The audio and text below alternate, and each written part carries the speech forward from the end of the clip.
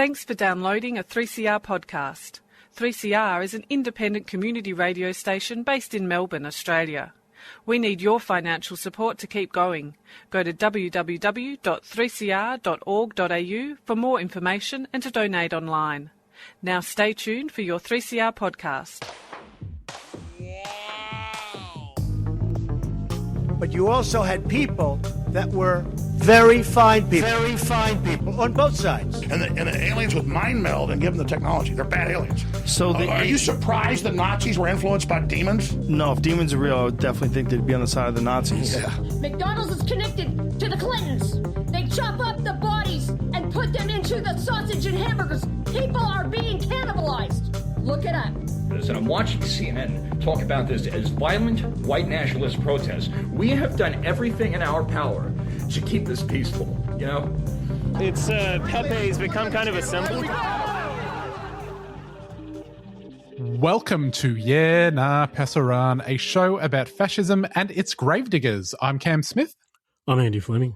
And this week we are joined by Dr. Jason Wilson, investigative journalist extraordinaire. Jason, thanks for joining us.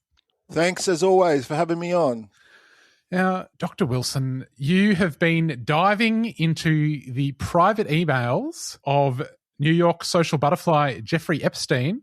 What have you found? It's less a question of what I found. I have written one story since the DOJ's big release came out, which was about Epstein's, after he was first convicted, imprisoned, and released, in 2009, 2010, he served a 13-month sentence. And almost immediately, he was back socializing with a network that includes what are now some of the richest people in the world. There was a particular kind of network called the Edge Network, which was put together by this literary agent and I guess tech propagandist by the name of John Brockman.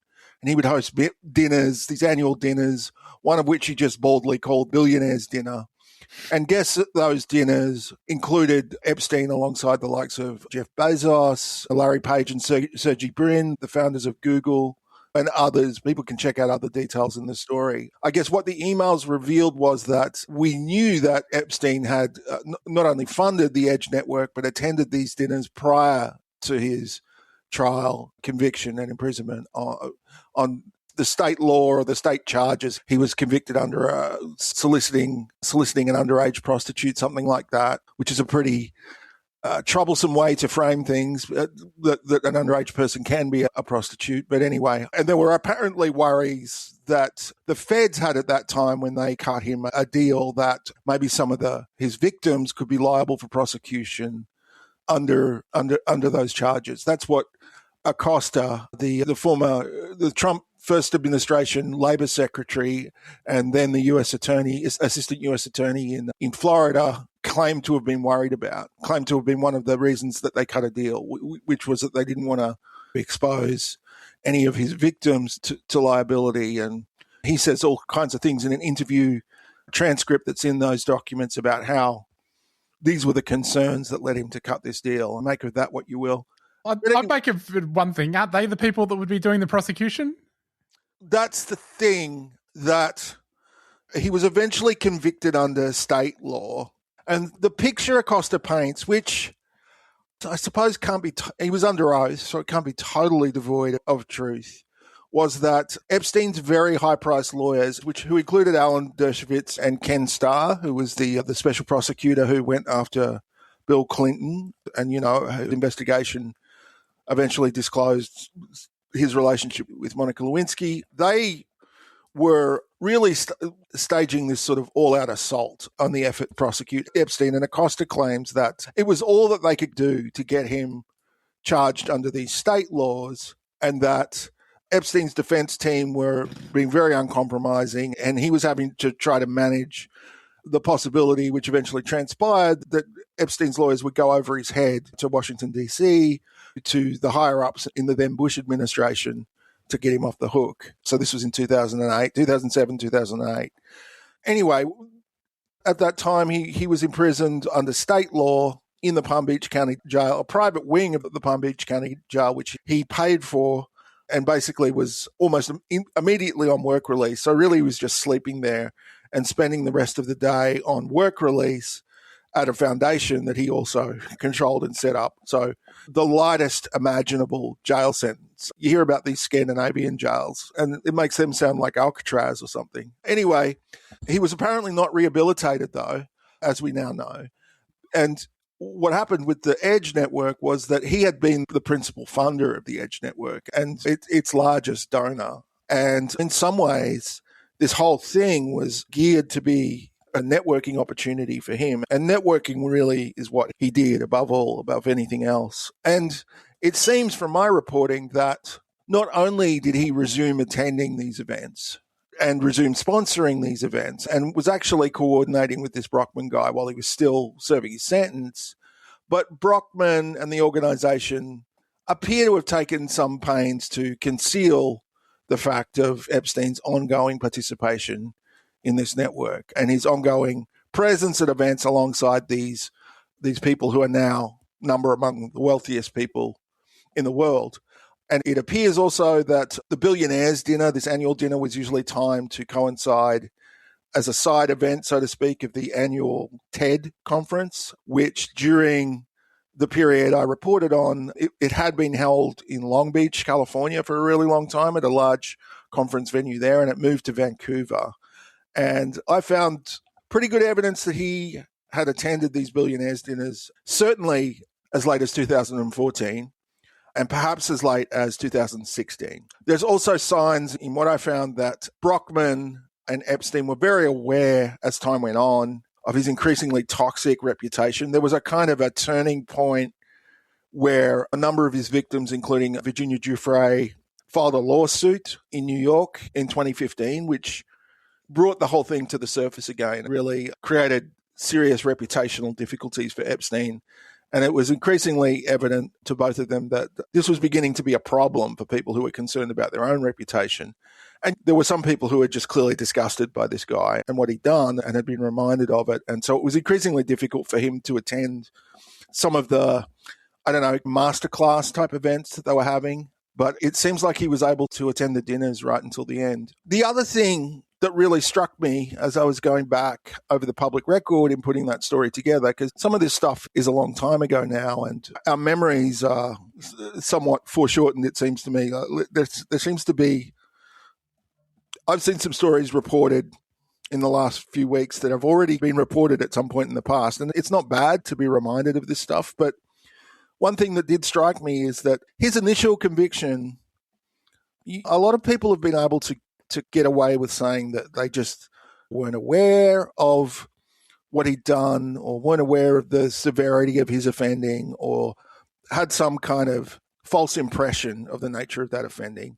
I got to tell you, there were national and international stories about Epstein and what he had done and what he was accused of, going back to kind of like 2006 in the New York Times, in British newspapers.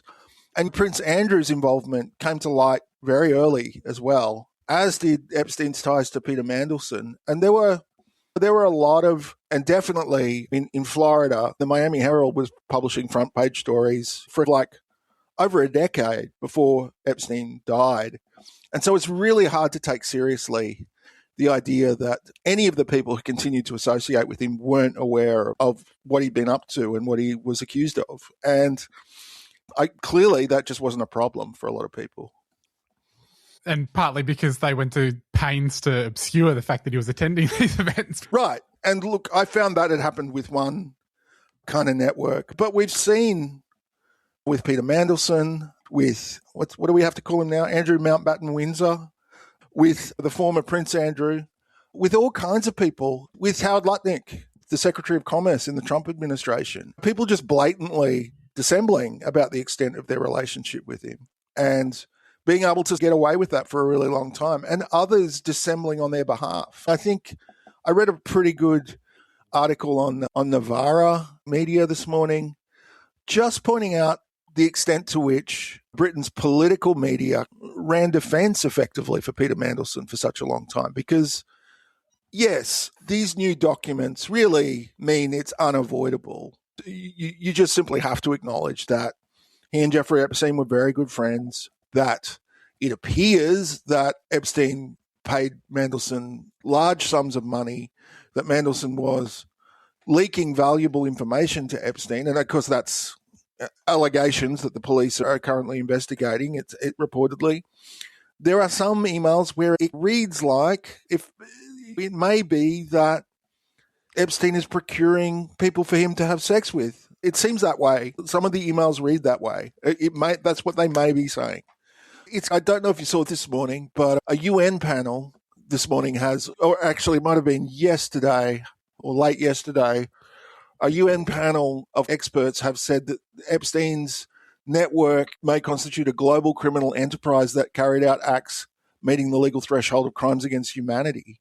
And that doesn't mean that everyone in Epstein's network was engaged in crimes against humanity, right? But people in positions of high responsibility, whether in business or in government, it's very difficult for them to claim that they simply weren't aware of what this guy was up to. And it's evident that a lot of them, even if they weren't colluding and collaborating in this gigantic sex trafficking network, they should have been aware of it. And some of them clearly were aware and just didn't care because of the advantages that his network conferred to them. It's really quite extraordinary.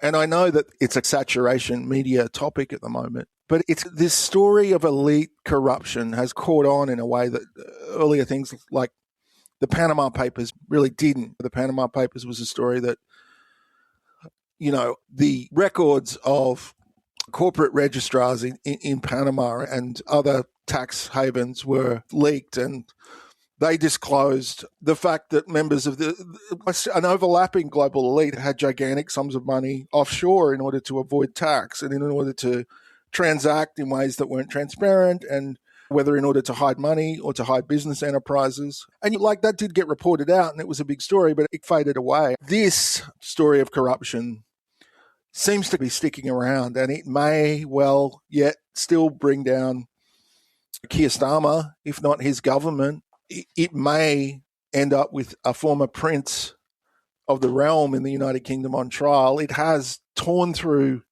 the Norwegian royal family. It's causing, it caused that Sultan in the UAE to be dismissed from a massive infrastructure corporation in Dubai, and he's one of the architects of Dubai.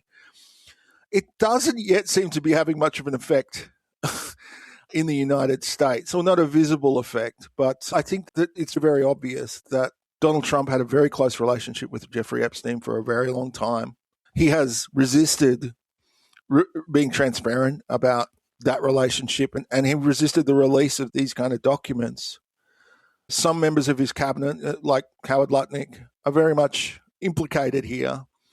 It doesn't seem to be having any immediate political effect in the United States, but I don't think it's done very much for the authority and standing of Donald Trump.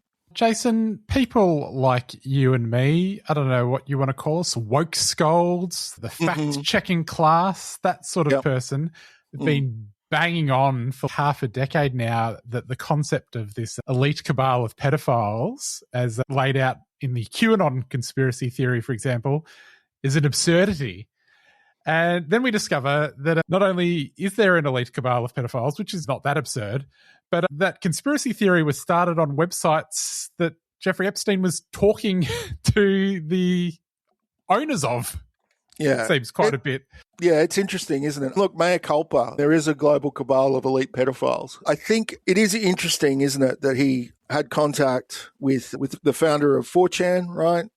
And seems to have been somewhat proximate to the whole Gamergate thing. Definitely his very good buddy Steve Bannon was entirely proximate to that, to these conspiracy-minded narratives that they used to assemble a coalition, to create a cultural and political movement, to really, I guess, undermine liberal democratic institutions in the United States and beyond. I guess in our defense, in the defense of woke scolds everywhere, Cam, I would say that they built all that with only the most slender foundation of evidence, right? I just don't think there's a lot of evidence of a global pedophile cabal in Hillary Clinton's leaked emails or hacked emails, despite the allegations that there were. And that's not to say that the Clintons are not associates of Jeffrey Epstein's. Like, clearly they are. But I think a lot of that was really manufactured on the basis of not much. The evidence that we have here is undeniable. And look, the thing that they also mobilized people around the idea that the Epstein files should be released, and that there would be all of these revelations in the Epstein files, principally about Democrats. Now, I guess if you were going to say, was Jeffrey Epstein a Democrat or a Republican? Probably, for the most part, like a Democrat. That's his associations, right, with the Democratic elite. Certainly as you go further back. He obviously became quite bonded with Steve Bannon later on. And I think ultimately he's right above politics, certainly above the cut and thrust of US domestic politics. I think he's been a benefactor to people on both sides. But yeah, it is interesting, isn't it, in retrospect, that something resembling the truth was manufactured in order to benefit some of the people who are most closely connected to the criminal enterprise and the network that Jeffrey Epstein was running. It's quite bizarre, isn't it? I don't know what you make of that, what you guys make of that, but obviously people have leapt to this idea that the whole thing was a psyop or a smokescreen for what was really going on. I'm hesitant to be definitive about that on the basis of what we have already, but it is striking, isn't it? It is. I think I am on the record as saying that the craziest thing that I believe is that the people who would most benefit from there being a conspiracy theory like this would be the people who were actually doing it. But I don't need to look into what I said exactly. And it's the reason I think that it's the same reason. It's the same sort of reason that people are often suspicious of, say, Alex Jones or the more far out conspiracy theorists, which is that they QAnon or whatever discredits the very idea that there could be such a thing. Right? This is just so crazy that anyone who talks about, what are in other contexts are called parapolitics, right? The idea that there's this dense interpenetration of organized crime and high finance and government, right? It discredits anyone who uses that kind of framework to think about the world. And maybe that's what the woke scolds fell victim to, like precisely that strategy, right? Where you put out a version of the truth that's just so far out and obviously insane that people are just repelled by it and think that it can't possibly be true. And look, it is, I'm going to say it is still hard to believe. It's hard to believe that people were allowed to operate like this in the world with no consequences for decades.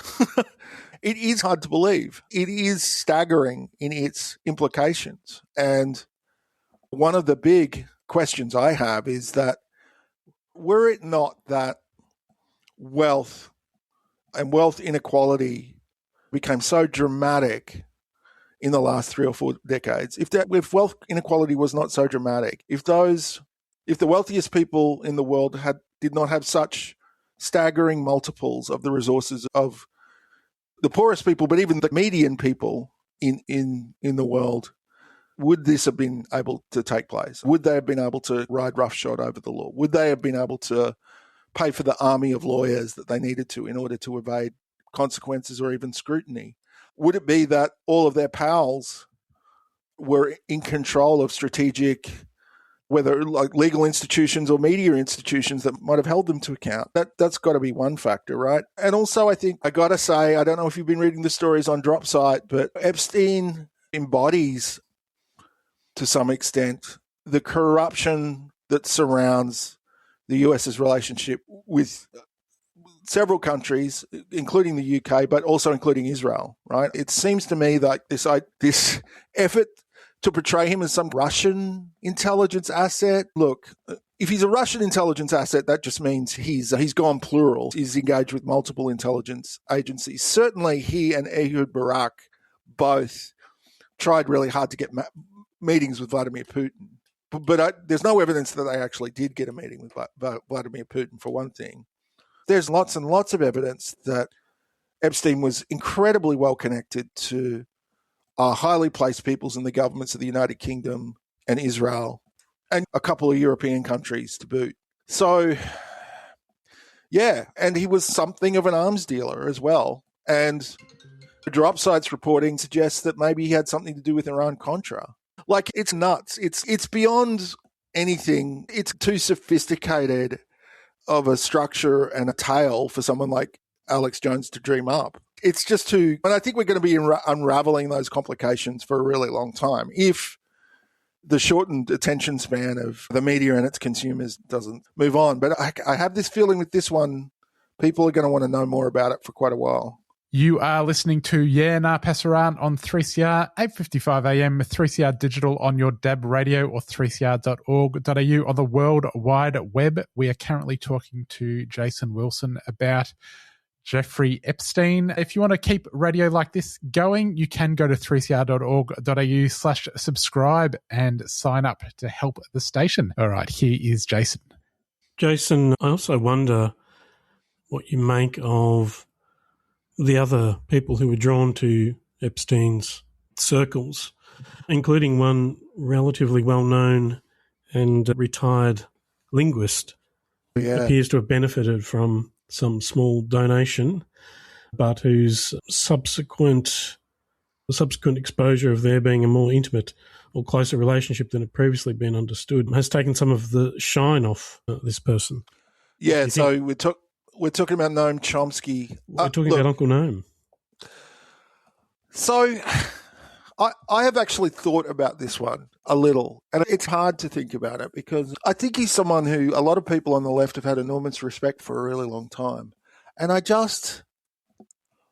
it's clear from the emails, it's embarrassing because he was a trophy for Epstein, right? He was someone for Epstein to wheel out at dinners with the likes of Ehud Barak and others to put the case for Palestine, to put the best possible case for Palestine. And this was one kind of party that Epstein used to like to have. There's also emails I've read where Epstein's academic associates are mostly in the field of evolutionary psychology, which I'm not going to slander entire academic disciplines, but there is a lot of overlap between evolutionary psychology and a eugenicist point of view. There's a lot of people in that field who express those kinds of views. And it's clear that Epstein himself had something of a eugenicist point of view and, I don't know, wanted to seed the human race with his incredible genetic material and also had beliefs, I think, about the relative intelligence and capacity of Ashkenazi Jews in relation to other people. He certainly expresses that from time to time. And according to Steven Pinker, and this isn't necessarily in the emails, this is previous reporting, and I haven't actually found anything to directly contradict this, but Pinker was certainly an associate at one time, and he claims that he was, as he put it, voted off the island after he had an argument with Epstein, we'll say argument, where Epstein was saying that desperately poor people in other parts of the world should just be allowed to die because it was beyond our resources to feed them and everyone would be better off. And like that subsidizing poor people just encourages them to have more kids. That was actually the nub of the discussion, right? Subsidizing poor people around the world, like foreign aid to these countries, just encourages people to have more kids and exacerbates the problem. And Pinker pointed out, I guess to his credit, that there's a lot of evidence actually that desperate poverty encourages people to have more kids and that if you can actually give people the resources they need, basically their birth rate's slow. Now, I'm giving him credit in the context of a conversation that's pretty cold-blooded and maybe eugenicist on its own terms. But that's what he claims the final disagreement that got him kicked out of the circle was. Anyway, there's an email I read where one of these guys, I forget the guy's name, but he's basically pushing back on Chomsky's arguments against the idea of IQ, intelligence or IQ as they always want to discuss it, being a strict matter of heredity, right? As opposed to something that develops environmentally and can be influenced by nutrition and life circumstances, social factors. And so it seems like Chomsky was that kind of figure in this circle. He was the kind of in-house left-wing contrarian. And it seems that was the reason that if I was going to speculate, that was the reason that Epstein wanted to have him around, as this left-wing contrarian in his little salon, with which he would test out the arguments of the other people who are on average pro-Israel, pro-eugenics, pro a whole bunch of right-wing things, I guess, right-wing ideas. And I don't know why Chomsky assented to being that guy. I just can't imagine why. The most and this is extending charity possibly further than it should go. The most charitable explanation I can come up with for him not just recoiling from this guy is that Chomsky just assumes that the media just kind of lie about everything, and that whatever Epstein had done had been massively exaggerated by the media for some reason. I don't know, for some reason. Well, to manufacture some consent, I imagine. Yeah, but consent for what? For something, I'm sure. And so that's the best I could come up with, because it's really hard to, yes, he did. It seems like he got some sum of money. I forget what the exact figure was, Andy. I don't know if you remember. It did seem like a lot of money, though, right? It didn't seem like a lot. I think at most perhaps $20,000 for some academic project. And Chomsky for sure can access sums of that magnitude just through academic grants or whatever. And it's not even clear what he would need that for, that sum of research money for. I don't know. I don't know what. But it's really hard for me to understand, actually. I've thought about it and it's hard for me to understand. Do you have any ideas? I guess one thing that's interesting perhaps about Epstein himself was the way in which he wanted to collect these characters. And I wonder to what extent, like Jason, you were making reference to Alex Jones before, and I happened to notice that someone from InfoWars will be in Australia, I think, this weekend for a conference organised by Advance, along with former Prime Minister Tony Abbott and various other luminaries. I guess in terms of the kinds of ideas that are being seized upon as being worthwhile as a way of manufacturing some kind of consent, or at least, is there any sense you've got from reading through this material that there's some particular elite consensus that's emerging among the ranks of these billionaires and technocrats, Jason? I think I've mentioned a couple of things that are quite striking. I think a eugenic worldview is quite pervasive, right? And a sense that place of this elite, like their position is somehow a natural outcome of their superiority to ordinary people. They think that they go looking for evidence that intelligence, for example, is an inborn quality, and that people in their positions just happen to be more intelligent than other people are. That's just one aspect of it, though. I think that there is certainly, where Epstein's concerned, there is an implicit, occasionally explicit sort of white supremacy there. And also, it has to be said, a notion of the supremacy of his own ethnic group. I would say that there is a consensus. There's definitely a consensus in favor of these guys really believe that like Davos, the World Economic Forum, there's a conversation that Epstein has where he speculates about Davos replacing the UN. And look, we may or may not have our criticisms of the United Nations, but the United Nations is a gathering of the duly appointed representatives of sovereign governments, and that's not what Davos is. Davos is a self-selecting elite, a transnational elite, really. I think that's something that these people, they're not nationalists in any simple way, except maybe when it comes to Israel and its claims. But there's this sense that the West, there's this custodial transnational elite that is not only in charge in Europe and North America, let's say, and has opportunities beyond Europe and North America, say in West Africa. Epstein was very interested in opportunities there. And also he had this obviously colonial view of Eastern Europe as well. That's where a lot of the people, and South America, which is where a lot of the recruiting for his sex trafficking organization went on. And he and the people he spoke to clearly saw that there was money to be made in these emerging markets, let's say. But his friends, his peers, the people he saw as his peers, the people he was trying to build networks with, are either like hereditary monarchs and aristocrats, right? Or this elite that has emerged at the top of the world of banking, of business, and of the arms trade and politics, right? Like the QAnon people might be wrong about it having been exclusively Democrats and they were going to finally pin down Bill Clinton. But it is quite uncomfortable, perhaps, for some to consider the fact that, leaving aside the monarchs, right, the politicians he was dealing with were like the neoliberal centre-left for the most part, right? Ehud Barak, like Peter Mandelson, like Bill Clinton. And so there's an odd kind of progressivism in there as well, but it's very much the one that we used to hear in that era of globalization and the third way, this sort of idea that markets would flatten the world out and that at the same time would present opportunities to people like Jeffrey Epstein and his network. That's a whole bunch of stuff, and it's not necessarily, my presentation of it is not necessarily coherent, but I think that's about right.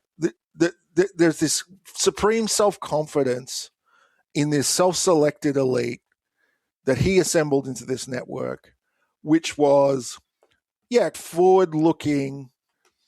It's the global power elite of the Windows 7 era. You know what I mean? And I think that's a good stab at the flavor. It's this sort of tech triumphalism, market triumphalism, the triumphalism of the unipolar moment geopolitically, of the hollowing out, really, of social democratic parties by the end of the Cold War, their capitulation to free market ideology, of the unchallenged power of the Atlanticist alliance and the subservience and the view of everything outside that Atlanticist alliance as a resource to be exploited and incorporated into that market. And he's not a philosopher. He can barely write. These are all what I would say are the kind of assumptions that you can see underpinning, everything he says and does, and the people he talks to say and do. I think it's interesting that when it comes to Israel, his closest friend is Ehud Barak, and he doesn't seem to be very much connected to Likud or Netanyahu or the Israeli. And he and Barak both seem to share a certain antipathy to them. And I'm pretty sure there's an email in there where he's explicitly acknowledging, at least one or two emails where he's explicitly acknowledging his support for the two-state solution, which was just really the foreign policy, the Atlanticist foreign policy consensus of that time. I don't think it was a deep commitment or anything. But that was still it's important to remember that at that time that was still like a viable governing ideology in Israel, and it no longer is. So it's like that moment, which in so many ways has just fallen apart to some extent, courtesy of Donald Trump. And the interesting thing, I think, I read a really good piece by Melinda Cooper where she was saying that Epstein's ideology is the ideology of the global far right, in that they want to, with her kind of lens with household economies and stuff, they want to reduce everyone to the sort of status of a household servant. And that's who Epstein surrounds himself with. And I think I see her point, and I don't even disagree. But I think there's a more uncomfortable sense that I have that really most of this material comes from a little way back, from aughts and the teens. And I think what it really embodies, the network and the discussions in it, and Epstein himself, is a consensus of the unipolar neoliberal center, really. Yes, he explicitly ran a horrible, monstrous sex trafficking ring. But like Europe and North America, it's a more explicit and monstrous version of the kind of colonialism that was happening at that time under the guise of globalization and neoliberalism.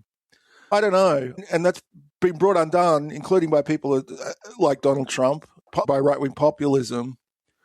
And the fact that Trump was a friend of Epstein shows how short the leap actually is in practice from that moment to right-wing populism.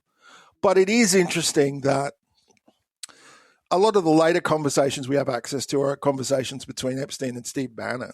And both of them clearly regard Trump as a clown. And I think Epstein always thought Trump was a bit of a clown. He wasn't really, by the time, and who knows what's been held back with respect to Trump specifically. But I would say that the sense I get from the materials we have available is that Bannon and Epstein were equally perplexed in a way and bemused by Trump's political success, and both of them thought he was a bit of an idiot, but were both afraid of him and what he might be able to do to them now that he has power. But yeah, Trump's success took Jeffrey Epstein by surprise as well. And Trump also got away from Steve Bannon, who's a more ideological right-wing populist than Trump.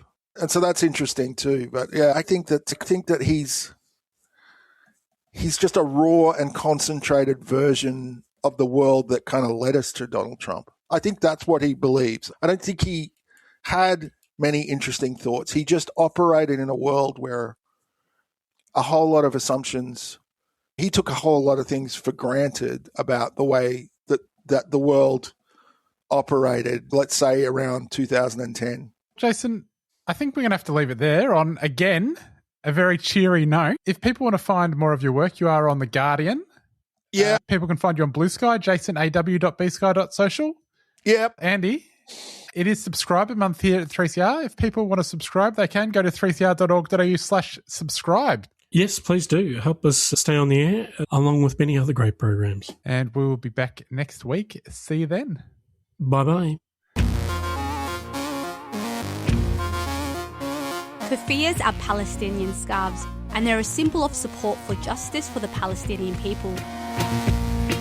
From the traditional black and white keffiyeh to an array of modern designs, explore the range and order online or drop by 3CR during business hours. We're your support for the rights of Palestinians. Go to keffiyehs.org.au, that's KUFIYAS.org.au. A 3CR supporter.